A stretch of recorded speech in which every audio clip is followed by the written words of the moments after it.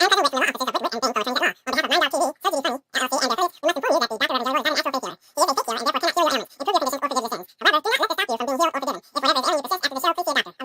to me, my children. Follow the sound of my voice to receive thy blessings. Unburden yourself. Ow! Ow! Ow! Ow! And welcome to the Church of Last Resort with the Dr. Rev Jelly Rolle. The Church of Last Resort, where your prayers are heard, your sins forgiven, and no matter what you believe, you won't believe this shit. And now, the Reverend, the Dr. Rev Jelly Rolle. Good morning, brothers and sisters. Welcome to our first post-Thanksgiving show ever on this network. I appreciate you. No, it's our second. We've been here for over a year. This is our second one, and we thank you. We thank you all for coming. So good morning, and this includes everyone who's any new members who may be enjoying us. And I'm going to say enjoying us in quotes, but enjoying us for the first time, wherever you are, wherever you may be, and wherever you want to be, because you may not be where you want to be, but there you are. Welcome to the Church of Last Resort. I am the Dr. Rev Jelly Rolle, PhD, DDS, ADHD, MCMLIX. It's a lot of letters for a lot of man. That's what I'm talking about. People have called me the racy reverend, the pervert pastor, the vile vulgar vicar of vice, the sexy shepherd, the missionary man, the dirty deacon of doggy style, the frisky friar, the ass man abbot, the booty banging brother, the handsy high priest, and the holy hoe. That's right, the holy hoe. The divine dominating dominee and the depraved preacher. They've also called me the minister of making love, the clergy of cunning conversation while eating pussy, and that nasty N-word. That's right. I've been called that nasty N-word more than once today, alone. I'm not alone by myself, but today alone, I've been called that already. That's right. Somebody had to go out and feed the birds. And the first thing they do is they want to see if that nasty N-word brought their food out. So they start gathering around and they'll start calling, call. But we know what they're saying. Little racist Blue Jays. That's right. And the Cardinals, they're not much better. The Cardinals are not much better because apparently the Cardinals are people's ancestors, and we know most people's ancestors. So here's the point. The point is that I come by many names and by many methods, and I don't come easy. There we go. So let us begin as we always do. No, we can't do that. Damn it. I knew I forgot something. I can't, something? Forget it. I'll do it anyway. I'll do it live. I usually have my microphone, but I don't have that right now. So I'm not going to stop things so I can walk across the room and grab my microphone. No, indeed. No. How about this? Let us begin in the name of George Carlin, Robin Williams, and Richard Pryor. Can I get a fuck? Yeah. Fuck yeah. There we go. Leftover turkey. You can always use it for something. So, it's not the same as having a microphone, but what the fuck? All right. So, before I start the opening prayers, I want to start off with an opening apology. And if I go astray or awry or pumpernickel, I apologize. Last week, I had no idea how bad the audio and video was last week. They were trying to warn me, and I didn't get it because I misinterpreted some words like blurry, and I thought that was like picture quality. I didn't realize it meant like, no, you're fucked up. It's fucked up. Abandon ship. Abort. Go to the tape. No, I didn't know. I apologize for that. I do know what caused it. I just didn't know what was causing it at the time that it was causing it. So I apologize, and it won't happen again today. So I apologize about that. That was literally all on me. All actually, it was all on GD. I just stand in front of the camera and I let him handle the technical stuff. And I trust him. And now I don't know why I trust him. I guess it's kind of like you're having your favorite pair of underwear. You just trust that they will do the right thing. And yeah, they may have a hole here or there, but what's a hole here or there? I mean, it already comes with 4 holes, right? You got to put your legs in 2, you got to put your waist in 1, you got to pull your business out the other hole. So what's one more hole? You already got 4. What the hell? What's 5 or 6? And so GD is kind of like the holy underwear. I was trusting that he would just keep things in place, and things fell out of holes that we thought were going to be plugged up. I apologize for myself and for that pathetic excuse of a human being, GD Fenderson. Although he seems to do okay today. We'll see. It's time for our opening prayers. And if you or someone you know is in need of a prayer by the Dr. Rev Jelly Rolle, except for today, I'd say you can submit your prayers if you can do it through YouTube on the Dr. Reverend's on my YouTube page, because I can see that conversation. I just can't see it anywhere else. So that's it. And I can't hear you. I can't hear you if you talk to that thing. I can only read your text. So if you need a prayer, you could do that. But I checked my emails, and the only thing I got was from Mr. Tongue. And I'm not going to tell you what I got from Mr. Tongue. Let's just say the boy's got algorithm issues. That's all I'm telling you. That's it. It's the only email I got. And Mr. Tongue didn't ask for help, but by God, he needs it. He needs it. Okay. So send your request for prayer or healing or any such bullshit that you have to Dr. That's DrRevJellyRolle at gmail.com. And if you are viewing me, it's crawling right across the bottom. Just right across there. Yeah. So we already have our first request for prayer, and it's for sleep, or for a spell check. Prat and pray. So we're going to prat and pray for sleep for those who need it right after the show ends. We don't want anybody falling asleep during the show. That's not good for business. Because if you fall asleep in the church during the show, somebody's going to go through your pockets, and that's not good for business. It's good for my business, but not repeat business. All right. Now, so please remember, when you spell roll, you do it with an E and not without the E, because without the E, you're without the prayer, and you're stuck with the other Jelly Roll. Okay. And he will not give a shit about any of your prayers or wants or needs. He's a very selfish bastard. That's why he's never been on the show. I wouldn't want somebody like that on the show. He's a selfish bastard. And I tell him that to his face if there was room to say anything to that face. It's covered with tats. There's no room to say anything to the face. You got to talk to the tats, right? Talk to the tats. Okay, now for our disclaimer. While all prayers are heard, not all prayers are answered when we want them to be. Some loopholes and restrictions may apply. So please bow your heads unless you're driving your car or your significant other. And if that is the case, just close your eyes and pretend you're driving, okay? And let Jesus do the real driving while we pray. So, dear Lord, please remember Brother Chuck Woolery.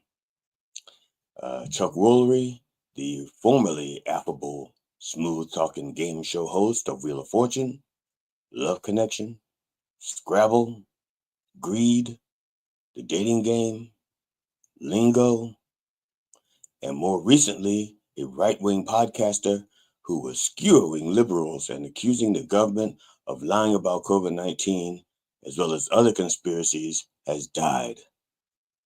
He was 83. Now, it says he was 83.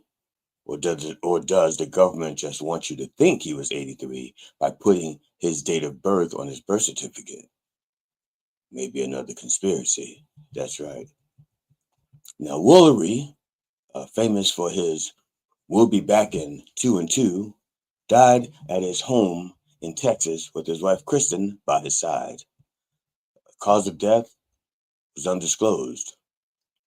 Another death caused by undisclosed. Or was it? We don't know this time because his wife was with him, and when she was asked for a comment, Kristen said, "Oh, that pillow." So, Chuck Woolery once pursued a career as a musician. You probably did not know that unless you're like a real Chuck Woolery fan or a stalker or both. But in 1967, he launched the musical group The Avant-Garde with his fellow singer Elkin Bubba Fowler. Their music was often described as psychedelic pop and did well back then because everybody put some psychedelics in their pop when they drank it. So it was popular. They even released their single "Naturally Stoned," which reached the 40th spot on Billboard's Hot 100 chart in 1968.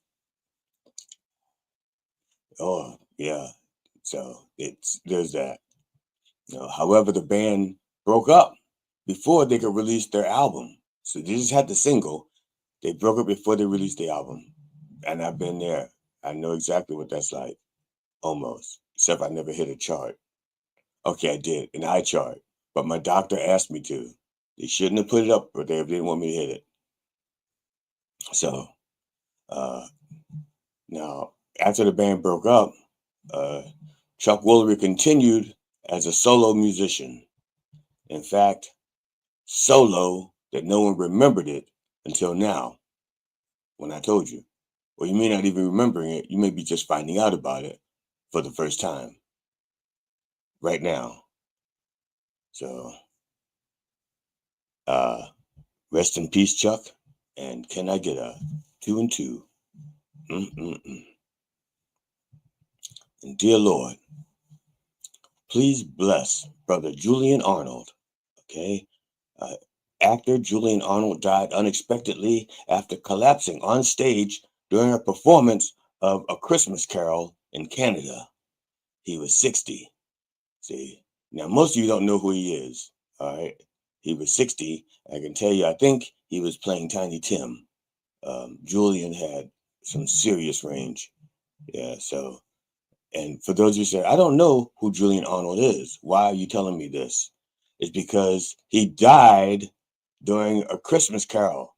Okay. Seasonal. He was seasonal help and he died doing seasonal help jobs. Okay. That's the last seasonal job he'll ever have, playing Tiny Tim at age 60. Paramedics responded to the medical emergency at Edmonton's Citadel Theater around 8:30 p.m. local time on Sunday, which was last Sunday, not this Sunday, because if it's this Sunday, he hasn't died yet, and he has like 10 hours to get out of there before he dies there. Okay, so this is last Sunday. But I didn't know about it then because when I was on the air, he hadn't died yet. And even if he had died, I wouldn't have been able to tell you because we were having all kinds of fucking technical difficulties. Okay, so they responded at 8:30 p.m. local time on Sunday and attempted to resuscitate Arnold. He was reportedly pronounced dead at the theater. Yes, I said theater. That's how I talk. Fuck you. You said that's how I say it. Theater. All right. The paramedics are usually called to the theater to treat broken legs. It is unusual for actors to die on stage. That is not usually what they do. Usually it's comedians who do that. So rest in peace, Julian. And can I get a God bless us, everyone. Indeed. And while our back room staff, people in the back behind the scenes, while they roll a joint, I have a late addition to this. I found out yesterday, dear friend of mine and GD's, not GD, well, he's a friend also, but a dear friend of ours, so close that he was like a brother to us. Jimmy Malton. He is in the hospital in Georgia. He is in a coma. He went in for a simple procedure, a pain. Literally, he went in the hospital for a pain in the neck to be treated for a pain in the neck. And I thought that was ironic that he go in for a pain in the neck when he's been a pain in our ass for like 37 years. Okay, we've been friends for about 37 years, 3 months, 18 days, 2 hours, give or take 33 minutes. We've known each other for a long time. During the procedure, they were actually giving him an epidural, and that's when shit just went sideways. He lost consciousness. His heart stopped beating, and he was without air for 5 minutes. He is on life support right now. His kids are down there visiting, and as a matter of fact, one of his daughter's birthday is today, and I'm just hoping that he makes it at least through tomorrow, so that she won't have the guilt of knowing that her father died on her birthday. Unless he's leaving her a lot of money. But I know Jimmy, he didn't have a lot of money to leave her, so he needs to hang on and not ruin her birthday. That's what I'm saying. He was really, truly a dear friend of mine. Like I said, just like a brother. He was like a brother to us. He's shown up at more shows than I can imagine. Now, for those of you who are thinking, wait a minute, it looks like GD and the Reverend only care about people who show up at their shows. No, that's not true, because I care about people who don't show up at my shows, like most of my family. But that's why I say Jimmy was like a brother, because he was like the brother that even though, and it's the funny thing, let's see, Jimmy is like maybe 8 years younger than us, or 5. I don't know, 5, maybe 5. I had to look it up. He's younger than us, but he's always been like I said, we took turns being big brothers to each other. We played sports together. Well, not me. I'm not the athletic type, but GD and him played sports together on quite a few teams, and they have quite a few trophies together playing basketball. I mean, yeah, they have. And GD wasn't just riding the bench; he was also a very active participant on those teams. But Jimmy was the best non-professional shot blocker I'd ever seen. It's like he was a shot blocking savant and a rebounding savant, but really, really good at shot blocking. That's an art that in basketball, there's very few people that block a shot, keep it in play. They blocking the shot was part of the play. They know they're going to block it, and they immediately tap it to someone who's like on a fast break. So he like bat the ball down court to the closest, and it just score. He was just beautiful person, beautiful athlete, um, flawed as a motherfucker. But I love him. I love him dearly, and I don't think he'll pull through. But if he does, don't play this for him at all. But I don't think he's going to pull through. And I feel bad because, well, we were going to call him for Thanksgiving, but actually by Thanksgiving he was already in a bad way, so he wouldn't have answered anyway. His phone would have just picked up voicemail, and it probably would have said like, "What the fuck you want? You can't just see him dying here? Leave me alone. Let me die in peace. I don't want to talk to your ugly ass." which is what he would have said to me. Okay, that's beside the point. Now, finally, we want to bless the entire behind-the-scenes staff of Mind Dog TV, who right now, as we speak, is probably looking for their good papers, their good Sunday papers, so that they can roll a joint. Oh, yeah! Yes. What you do, see, because Sunday, see, everybody who grew up of a certain age, everyone who grew up, remember there was the daily papers and then there was the Sunday papers. Okay, the daily papers, Monday through Friday, that was your staple. Okay, that was your staple.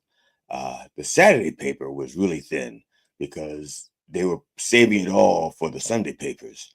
Now the Sunday papers, that was the good shit. Okay, the Sunday papers had the coupons and the cartoons, the color cartoons.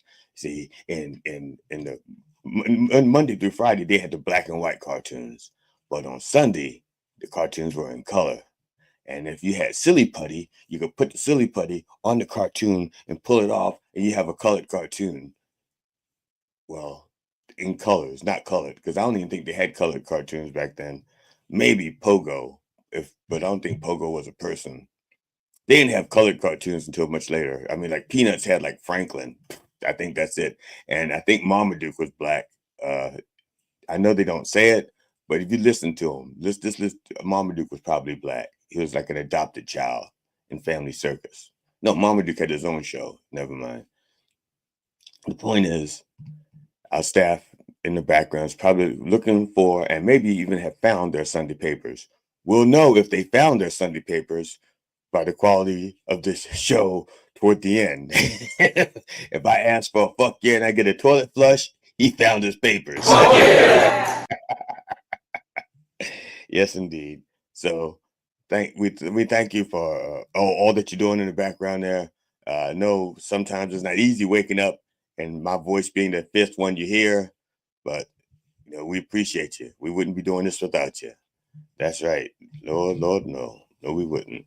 So please reward our help. Reward the help by going to minddogtv.com and buying that Christmas gift that you want to get for somebody or yourself. Be nice to yourself and get something for yourself. Like maybe that water, get a new water bottle. You should get a new water bottle every year anyway, because the old ones have plastics. The plastics break down and shit like that. And so replace them with a brand new Mind Dog TV water bottle, okay? And then replace that one next year with another Mind Dog TV water bottle. Okay, if you know a jogger or an athlete or someone who drinks water, get them a Mind Dog TV water bottle so they can replace the old one and throw it out, because people don't throw shit away. Okay, like this. Okay, this one here, I've had this water bottle for almost a year, and in about 12 more months, I'll get rid of it, or if it breaks. Somebody should have cleaned that. Never mind. Somebody put that nasty mouth on that. So, somebody found the weed. Somebody found their Sunday papers. Now, so remember, shop minddogtv.com for all of your Church of Last Resort gear and your Coffee with the Dog gear as well. And now let us have a bump for the Lord. Lord have mercy.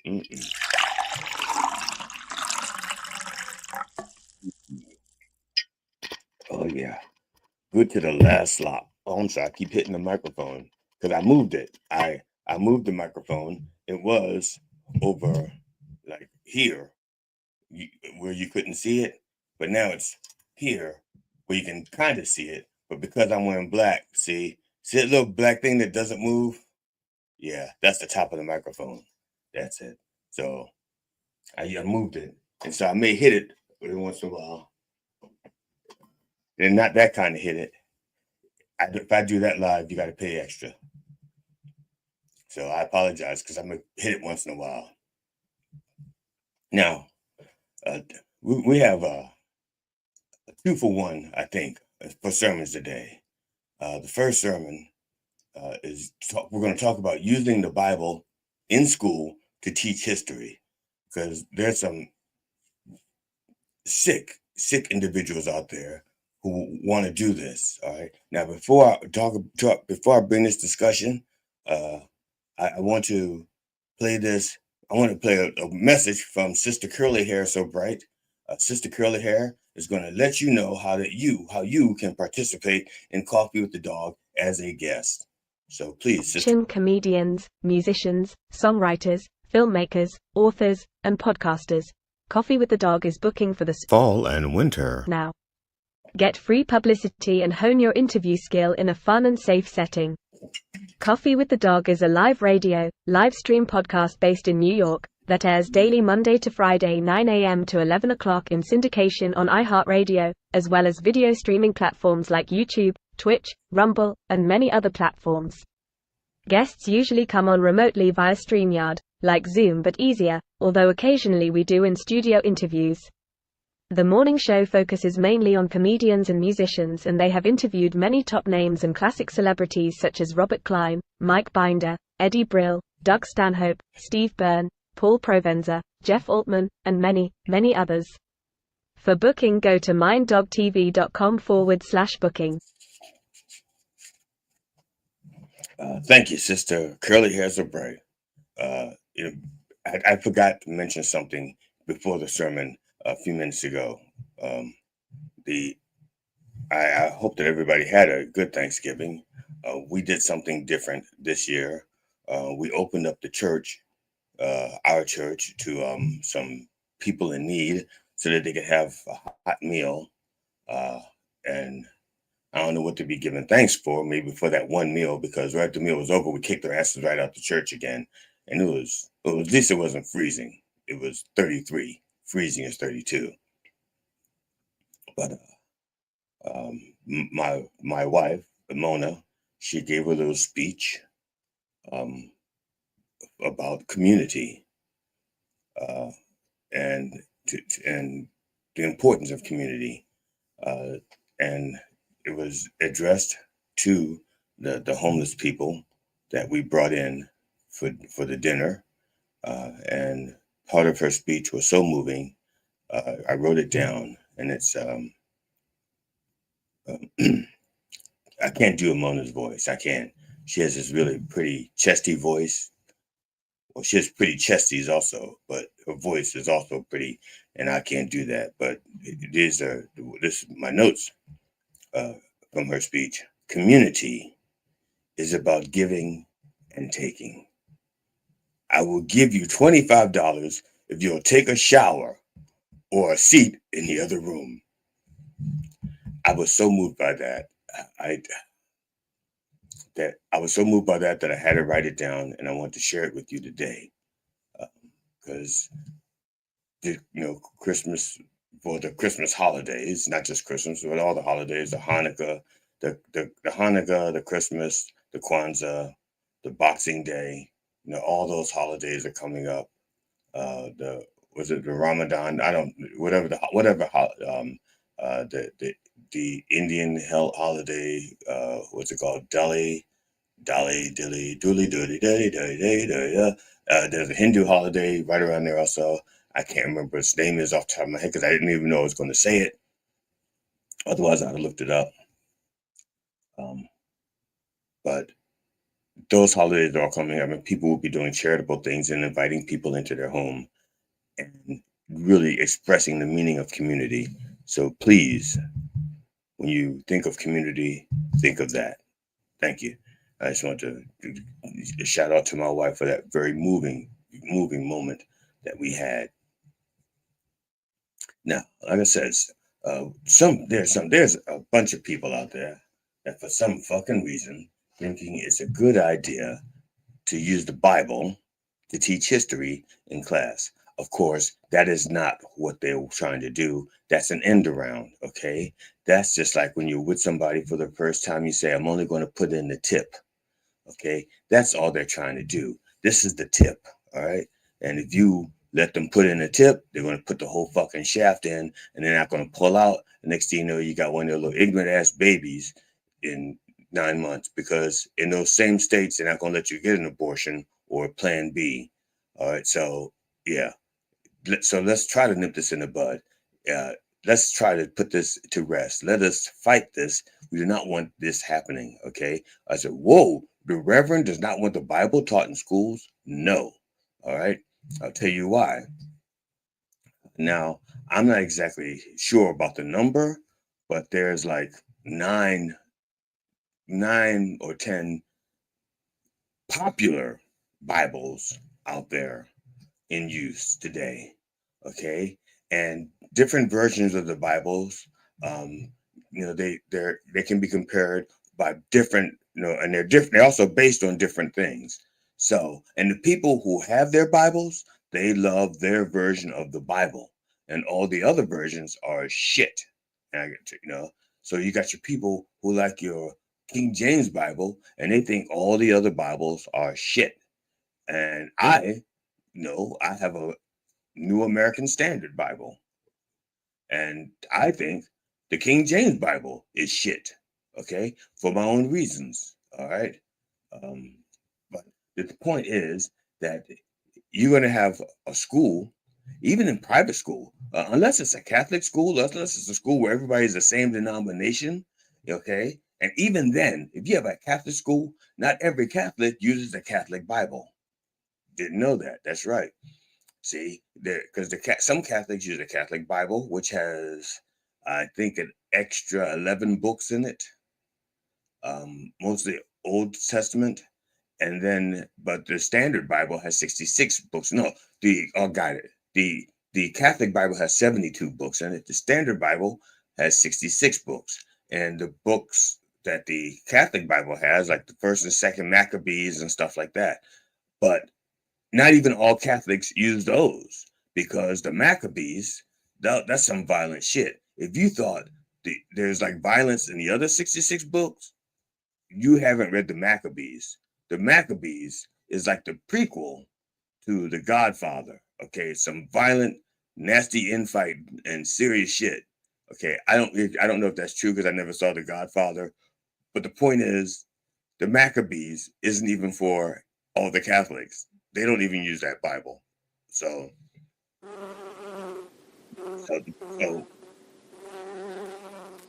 yeah, those Maccabees. So actually, that should be Smackabees or wannabes, but the Maccabees and not the honeybees.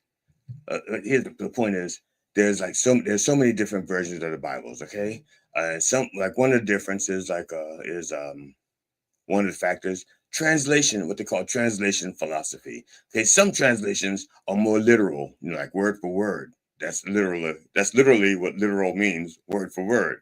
See, and while others are more dynamic, they're thought for thought. It's like, what's the difference between word for word and thought for thought? Well, word for word, okay. I'll give you an example. Unless I'm mistaken, the first verse of the Bible is like, in the beginning, God created, blah, blah, blah, blah, blah. Okay. But technically, I think literally, it doesn't say in the beginning. I think the actual phrase, word for word, would be in wisdom, if I remember correctly. Now, here's the problem. See, Hebrew, which is what the Old Testament is written in, does not have vowels in it.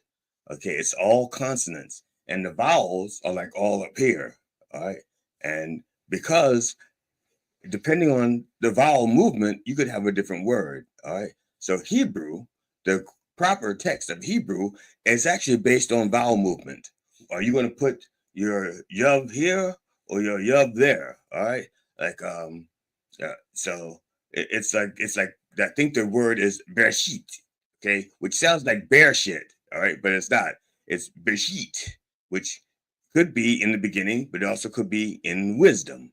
All right. Again, word for word or thought for thought. Someone has to decide what they're trying to convey. So, and then this is the word Elohim. Okay.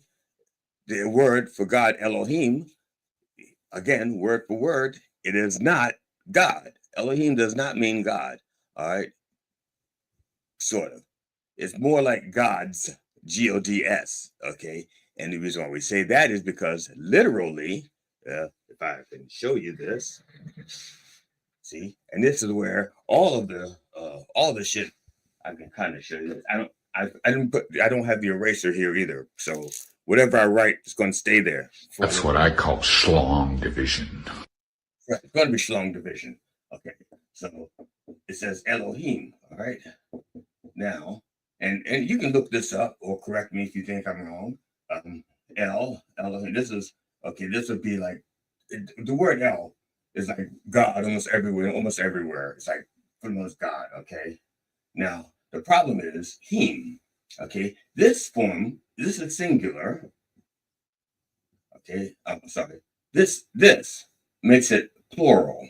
Okay, so plural, al. Okay, this is plural.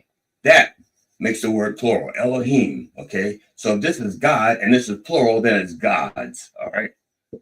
So from the very beginning, it says, in the beginning, gods created. Okay, gods. That's the first thing. And the second thing is this part here is masculine. Okay, this part here is feminine. All right, so it's not a he and it's not a she, it's a he, she. Okay, or they. So if this is plural, and this is masculine, this is feminine, and so we're talking a they, and we're talking about theys that are masculine and feminine, male and female. Now, of course, you remember in the Genesis, it says God made them male and female. Okay, so I'm just putting that out. So for literal translation, that's just in the first fucking sentence. The first fucking sentence, we got all that going on. Okay, you don't even want to address the rest of all the shit that's going on in the rest of the Bible. But like I said, that's just that. So when people, if they decide to do it literally or thought for thought, that's going to be their first argument. All right, that's the first semester right there of using the Bible to teach history, because they're going to want to say that the Earth is 6,000 years old or 7,000 years old, which means they have to start at the beginning. And if they start at the beginning, they're going to be fighting over that first sentence right there. Especially if any of their students are like me. Those motherfuckers aren't even going to get out of the first sentence by the end of the first semester. All right. So that's the first thing. Just the translation of just the one word. Okay. If you're going to go word for word or thought for thought. All right. Now, another difference is the reading level. Okay. Some versions are easier to read, while others are more complex. The easiest ones to read are like the ones that are written for 6th and 7th grade level reading. Okay. The most difficult one to read is the King James Bible, which is written at like a 12th grade level. Now, and the reason why it's most difficult is because it uses a lot of Old English. Okay. Beeth, thus, thouest, cannabis, sativa. Okay. Old English. All right. So, and a lot of people don't speak Old English, and the grammar is a little bit fucked up, a little different. And also, let's face it, King James was superstitious. Okay. He believed in shit that nobody else believed in, but because he was king, they kind of had to believe it.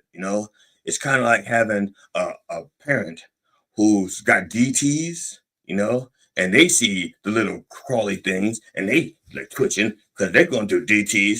And because they're the head of the house and you want to be fed, you start twitching too, because you don't want her to think that she's the only one with DTs. So everybody in the family is down twitching like they got DTs because they don't want to upset the head of the household. And King James is the same way. People didn't want to upset him. So it's like, oh yeah, sure, we believe in witches. Woo! Yeah, spooky. Woo! Yeah. So now, and of course, the Bible that I prefer, the New American Standard Bible, is written on the 11th grade level. Yeah, one grade down, but they do it without all the funky language shit. The beest, thouest, comest, hearest, thither, that shit. All right. Now, another thing, notable features. Okay, consider features like study notes, cross references, and readability. Okay, so for example, in my New American Bible, there's a footnote. Like just there, the word Elohim. Okay, now I had learned about it before I found this Bible. Because I had to take a little bit of Hebrew back when I was studying to be a minister. When I was taking Hebrew, I was like, whoa, I didn't know this. And so I found a Bible that kind of like supported my way of thinking. Okay. I know that's the other thing. Always some people grow up with the Bible, and it's not because they think that way. It's because this was my family Bible. And so I'm going to give the same Bible to my grandkids or to my nieces and nephews. And all of a sudden they all have the same Bible, but they don't all have the same philosophy. And then if they ever read it, they go like, oh, well, I need a different Bible. Okay. Origins. Okay. Now let's talk about origins. Some translations are based on older manuscripts, while others are more recent. Now, that's another thing to discuss. There are some things that have been updated because they've learned. Like, perfect example. It says Moses crossed the Red Sea, or parted the Red Sea. No, it was not the Red Sea. They know it was not the Red Sea. They found out and learned it was a sea of reeds. Okay, Reeds. Not that was a misspelling. It's not like red and reed and there's an extra E. They don't use E's in Hebrew. Okay, it's just a thing. They said, whoa, it wasn't the Red Sea. It was the sea of reeds. Moses didn't part the Red Sea. Okay, but to this day, there are going to be a lot of people who just didn't get the update. They didn't get the new version. They didn't get the download. They didn't update their app. And so they're still saying Moses parted the Red Sea. And but no reasonable scholar believes that. It's only the unreasonable believers who believe that. So, but in some Bibles, that's still what they read or what they say. Again, they're using this book to try to teach history.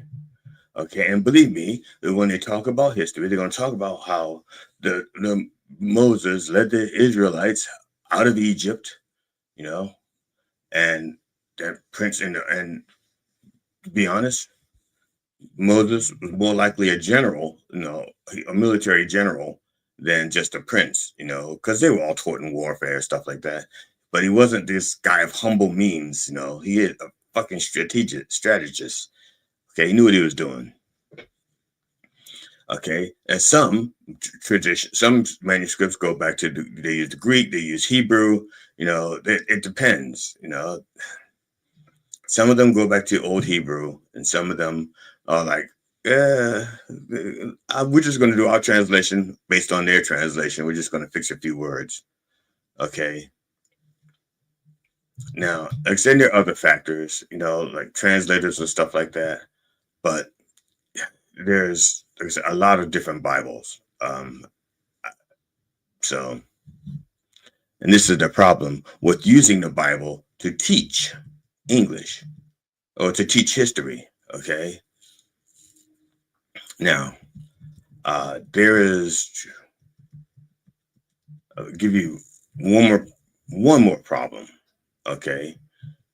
When it comes to using the Bible to teach history. Telling Bible stories is like telling tales about your family, to a scribe. And someone says, we don't talk about that. So those stories, no matter how true or how pertinent, they do not get told. And thus, there's an incomplete story. Okay. And that's how it is when they put the Bible together. There's some things that when they decided, Constantine decided what books were going to go in and which books were going to stay out. It was just like, well, those stories, okay, they may be true, but it doesn't go with our dogma, so we can't put them in. Most reasonable scholars believe that Jesus would have had to have been betrothed to someone, being a rabbi, or being a good Jew. Even if he wasn't a rabbi, being a good Jew, at a certain point in his life, he is promised to someone. You just got to get married. You got to get married, got to get babies. All right. Most scholars believe it was actually Mary Magdalene was his actual bride.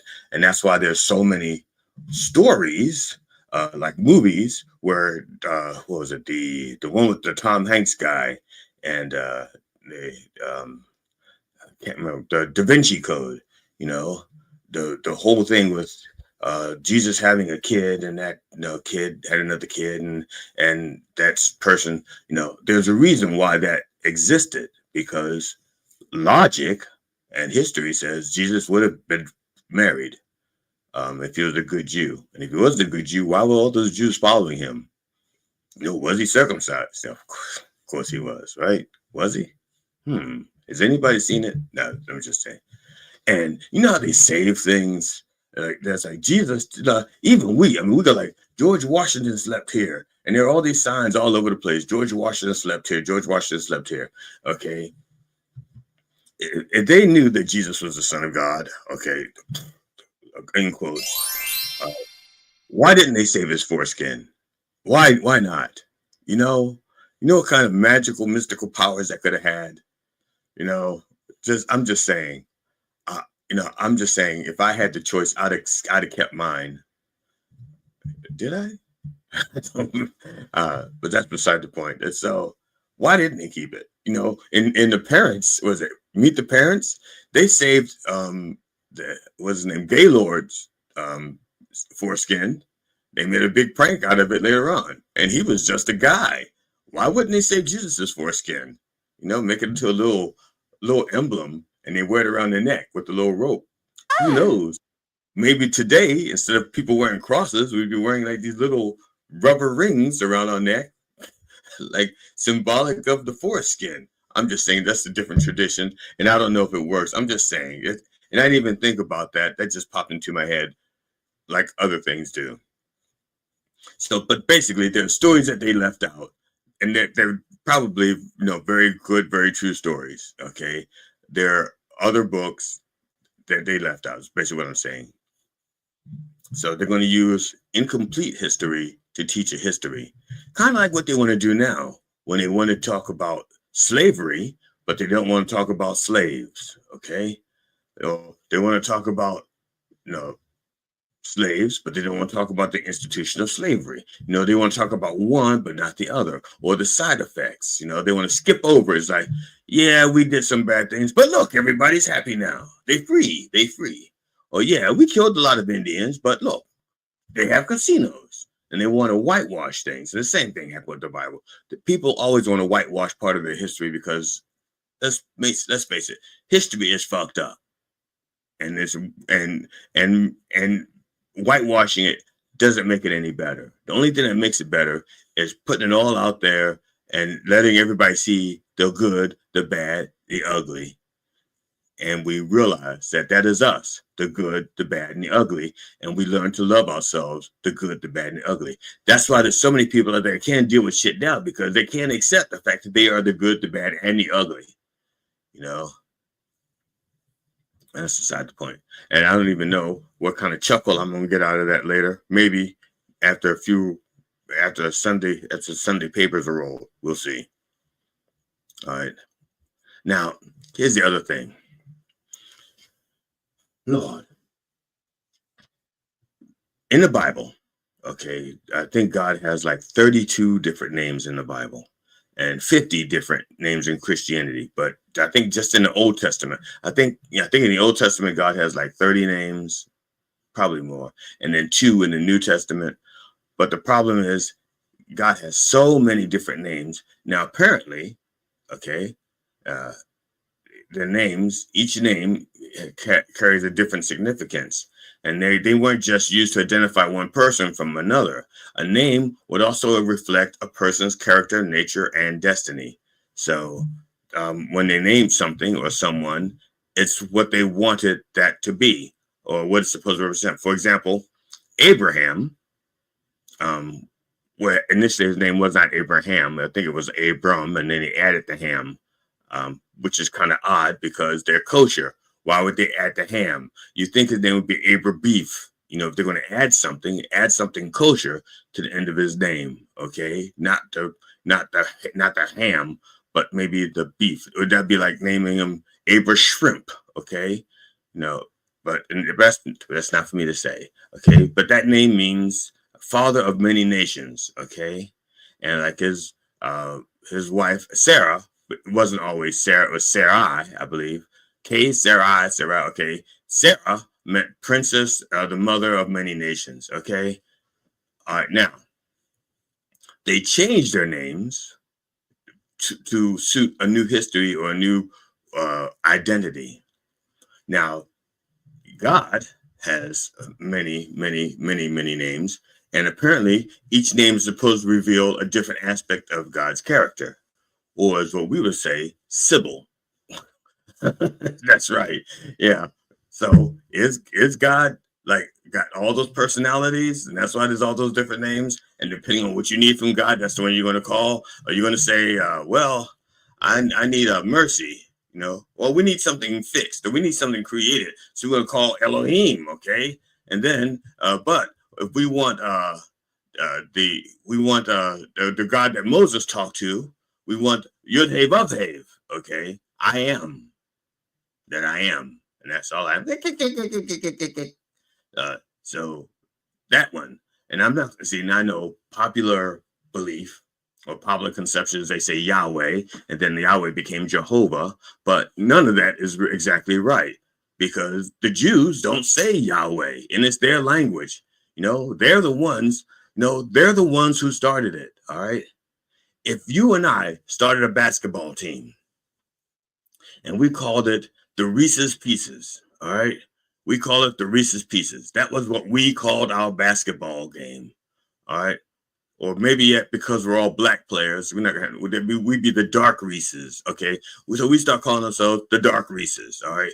And then ESPN doesn't want to say dark, you know, for whatever reason. It's like, well, that sounds racist. Like, no, we're dark. Let's call a spade a spade. It's like, oh, we can't say that either. Okay, well, fine, nigga. So here's the point. So we named our team Dark Reese's, but ESPN doesn't want to say dark. So they just start calling us Reese's, all right? That is not our name, okay? That is not our name. But then ESPN, because ESPN says it, everybody else who watches ESPN starts calling us the Reese's, okay? And those who are really racist start calling us the Reese's Monkeys, all right? But no, we're just basketball players. The problem, so here's the deal. We had a name. We named ourselves the Dark Reese's, okay? But because other people have problems with it for whatever reason, they start calling us the Reese's, okay? Or some people maybe start calling us doctors because of DR, Dark Reese's and DR. So they start calling us doctors. And then eventually we start calling the docs, okay? And then eventually people don't even know what the real fucking name is because it gets so far removed and they stop, you know. But we, you know, the original team, you know, the original team, now we've aged out. We've grown old, we've died. And people forgot that we named our team Dark Reese's. And they, you know, but a generation down the road, we're the docs. And they don't even know why we're the docs. Okay, no fucking idea. That's what happens with the Yahweh thing, okay? The Jews started off, the Jews says, no, it's our book. And we're saying that God said to Moses, Yud Hey Vav Hey. Okay, we didn't put any vowels in there. We're Jews. We don't have the vowel movements. We're a constipated people. No vowel movement. All right. But someone says, but we can't go around saying Yud Hey Vav Hey. That takes too long. We got to say Yahweh. Okay. And then the Jehovah's Witnesses come along, although they weren't the Jehovah's Witnesses. I think they're called the Russellites. Before they were Jehovah's Witnesses, they were the Russellites come along and go like, but we're German. And we don't have that language. We don't have that in German. So instead of Yah, it's Je. Okay. And instead of way, it's Hova. Okay. So that, no. So, and then the Jehovah's Witnesses get so far removed that any Jehovah's Witnesses that have not studied Hebrew don't even know that they bastardized it, that it should be Yud Hey Vav Hey, but now it's Jehovah. They don't even know why they've got it so fucking wrong. It's the same thing. It's the same thing. That's why you cannot use the Bible to teach history. They're not even going to agree on it, okay? Some people want to say, God said, no, he's not God. He's Elroy. No. And they'll say, no, I know Elroy. That's the boy from the Jetsons. It's like, no, Elroy, not Elroy. You know, like Hebrew. You got to say it with an Elroy, not Elroy. It's the same. The next thing you know, you're going to say, it wasn't Moses. It was Astro. No. Or Aaron. Instead of Aaron, it was Astro. No, that's so like I said, God has like all those names. And if you're going to just sit there and have a class argument over what they're going to call God, it's like, no. Oh my fucking God. Exactly. And that matter of fact, well, my fucking God is, again, one of the names that we use to this day. And they go, don't take the Lord's name in vain. Really? Which fucking name? Please tell me. El Shaddai. You know, and then and we haven't even started talking about the Muslims, okay? And they're, you know, so you cannot use the Bible to teach history, okay? You can't do it, okay? Just the logistics alone, and I haven't even gotten to the fact that it's just inaccurate, you know, or incomplete. I did touch on the incomplete because there's some stories they don't want told, all right? And then the victors get to tell their stories, okay? Not the whole story. So if two people are fighting, two people boxing, or two countries are warring, the country that wins, they're the ones who write the history of that war. And yeah, the losing side has a history. They have a version, but nobody's listening because they lost. But if you only go by the winning side, you have an incomplete story. You need the losing side also. And maybe they don't think they lost. Maybe they think it's just on hold and they're still going to keep fighting, you know, Confederates, Nazis. Sorry. They don't know they lost and they're going to keep fighting until people realize, people who aren't fighting anymore, what is it? They didn't even realize there's a war, and all of a sudden Nazis are like, see, we're fighting and we're winning because you laid down your arms. That's your fault. You should have kept fighting. We're still here. So, but that's it. I know I haven't even gotten to what I wanted to talk about. The other thing I was going to talk about. So that's going to be next week's sermon. Be on the lookout for why I hate Christmas music. Okay. I usually wait later in the season, but my wife and I went grocery shopping and we spent like an hour or so in the store. And I had to listen to fucking Christmas music for a fucking hour. All right. I hate Christmas music. I just fucking hate it. I can't stand it. And then to be forced to listen to it when I don't even like it, you know. And the thing is, it's not like there's a store that's not playing Christmas music. They're all doing it. You know, I would love a chain that says, we're not playing Christmas music. We'll play it on Christmas Day. And we're closed on Christmas Day. So we're not playing Christmas music. That's it. I would love that store. I would pay an extra 5 cents on a dollar to shop at that store, so I won't have to listen to Christmas music. So if you have that store and you sell groceries and you're in my area, let me know. I will shop there, so I don't have to listen to fucking Christmas music. Oh yeah, and I need a rewards program too. So you got to give me a rewards program and a discount on gas and points toward future purchases, and not play Christmas music. I'm just saying, I just can't stand the shit. All right. So I want to thank everyone who is subscribed to our fledgling YouTube channel, the Dr. Rev Jelly Rolle, and also the same on Facebook, Dr. Rev Jelly Rolle. Bless you all. You've done my heart a little bit of good. But I'm sorry, I'm itching. I am itching. I think it's the deal. I think I think I need to roll a joint. That's what I think. So, but on behalf of the Church of Last Resort and the entire Rolle family, my wife Amona, who gave a beautiful, beautiful speech on community on Thanksgiving. So please join us at Christmas for the same speech. Hopefully not the same speech, because if it's the same speech, that means some people showed up and didn't take showers on that day either. So she'll give that speech. Hopefully she won't have to give that speech again. So my wife, Amona, my kids, Cinnamon and Jelly Jr., our cat, Tootsie, our dog, Stop Dropping.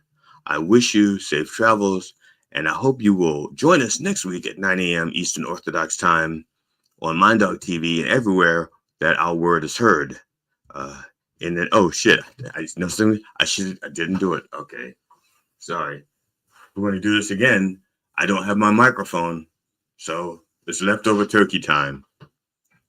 In the name of George Carlin, Robin Williams, and Richard Pryor, can I get a fuck? Yeah. Fuck yeah! Fresh brewed comedy at Governor's Comedy Club featuring Tony Walker, Stephen Ortiz, Ron Kane, G.D. Fenderson. Get your tickets today at seatengine.com at Governor's Comedy Club. Make your date night funny.